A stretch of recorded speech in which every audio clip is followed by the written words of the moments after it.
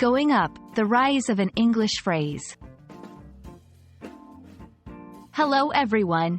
Today, we're diving into the phrase, going up.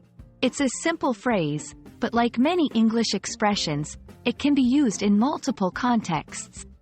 Let's explore what this phrase means and how you can use it in daily conversations. Going up typically means moving to a higher position or level.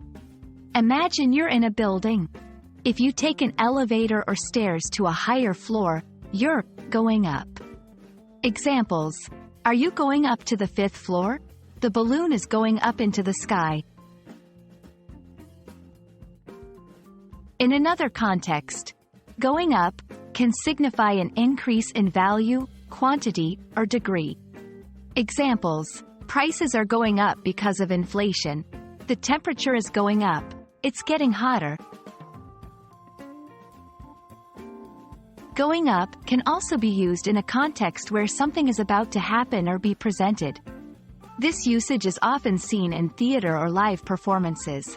Examples: the next act is going up in 5 minutes. The play is going up next week. Have you got your tickets? English is filled with idiomatic expressions, and going up can be found in a few of them. Examples: what's going up? This is a less common slang version of what's going on, or what's happening. His career is going up in flames.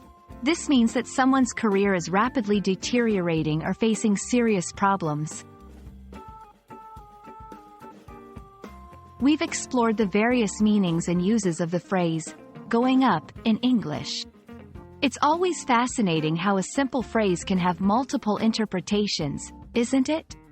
We hope this video has shed light on the topic. Remember, context is key. Happy learning, and see you in the next video.